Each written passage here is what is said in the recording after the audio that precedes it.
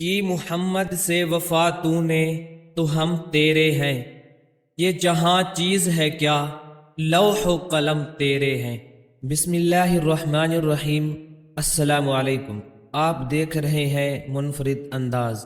پیارے دوستو، والدین کے انتقال کے بعد جناب نبی کریم صلی اللہ علیہ وسلم اپنے دادا عبد المطلب کے پاس رہے، کیونکہ اللہ تعالیٰ کو دکھانا تھا کہ یہ نونہال محض آغوش رحمت میں پرورش پانے والا ہے۔ مسبب الاسباب اس کی تربیت کا خود کفیل ہو چکا ہے۔ جب نبی صلی اللہ علیہ وسلم کی عمر 8 برس 2 ماہ 10 دن کی ہوئی تو آپ کے دادا عبد المطلب بھی دنیا سے رحلت فرما گئے۔ اس کے بعد آپ کے حقیقی چچا ابو طالب آپ کے ولی ہوئے، ان کے پاس رہے یہاں تک کہ آپ کی عمر مبارک 12 سال 2 ماہ کی ہوئی تو ابو طالب نے تجارت کے لیے ملک شام کے سفر کا ارادہ کیا۔ جناب نبی کریم صلی اللہ علیہ وسلم کو بھی ساتھ لے کر شام کی طرف روانہ ہوئے۔ راستے میں تیمہ مقام پر اقامت فرمائی۔ آپ اسی جگہ میں مقیم تھے کہ اتفاقاً ایک یہود کے بڑے عالم جن کو بحیرہ راہب کہا جاتا تھا آپ کے پاس سے گزرے۔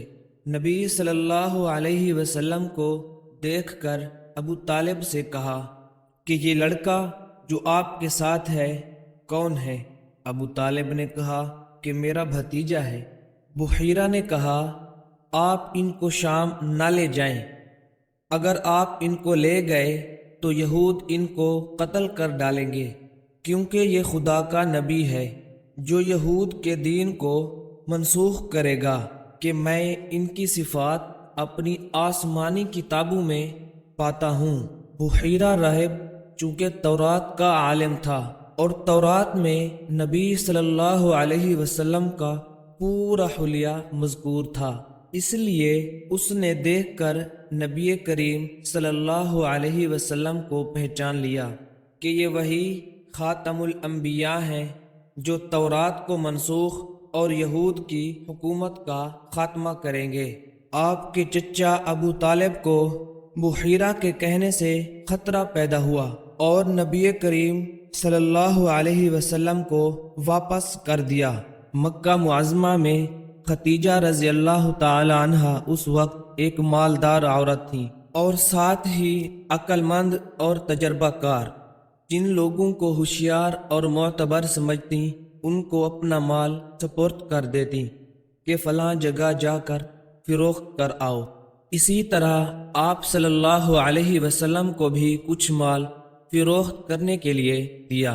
پیارے دوستو، جناب نبی کریم صلی اللہ علیہ وسلم کی نبوت کا اگرچہ اس وقت تک ظہور نہ ہوا تھا، لیکن آپ صلی اللہ علیہ وسلم کی دیانت اور امانت کا تمام مکہ والوں میں بڑا چرچا تھا اور ہر ایک کو آپ صلی اللہ علیہ وسلم کے برگزیدہ اور پاک اخلاق کا اعتبار تھا۔ آپ صلی اللہ علیہ وسلم امین کے لقب سے مشہور تھے۔ یہ شہرت اور بزرگی حضرت خدیجہ رضی اللہ تعالی عنہا پر پوشیدہ نہ تھی، اسی لیے انہوں نے چاہا کہ اپنی تجارت کو آپ صلی اللہ علیہ وسلم کے سپرد کر کے آپ صلی اللہ علیہ وسلم کی دیانت داری سے نفع اٹھایا جائے۔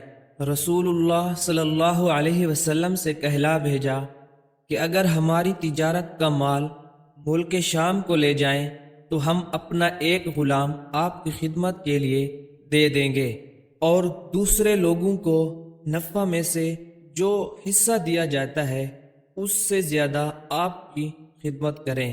آپ صلی اللہ علیہ وسلم کی ذات مبارکہ چونکہ بلند ہمت اور وسیع الخیال ہستی تھی تو فوراً اس بعید سفر کے لیے تیار ہو گئے اور حضرت خدیجہ رضی اللہ تعالی عنہا کے غلام میسرہ کو ساتھ لے کر 16 ذی الحجہ کو ملک شام کی طرف روانہ ہو گئے۔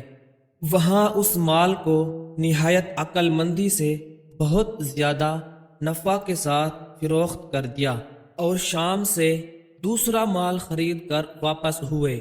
مکہ معظمہ میں لا کر خدیجہ رضی اللہ تعالی عنہا کے سپرد کر دیا۔ اس کو خدیجہ رضی اللہ تعالی عنہا نے یہاں بیچا تو 2 چند کے قریب نفع ہوا۔ شام کے راستے میں جب آپ صلی اللہ علیہ وسلم ایک مقام پر ٹھہرے ہوئے تھے تو ایک راہب نے آپ صلی اللہ علیہ وسلم کو دیکھا اور نبی آخر الزماں کی جو علامتیں پہلی کتابوں میں لکھی تھیں آپ صلی اللہ علیہ وسلم میں دیکھ کر پہچان گیا۔ راہب میسرہ کو جانتا تھا۔ راہب نے میسرہ سے پوچھا کہ تیرے ساتھ یہ کون ہیں؟ میسرہ نے کہا کہ یہ مکہ معظمہ کے رہنے والے ہیں، قریش کے ایک شریف نوجوان ہیں۔ راہب نے کہا کہ یہ نبی ہوں گے۔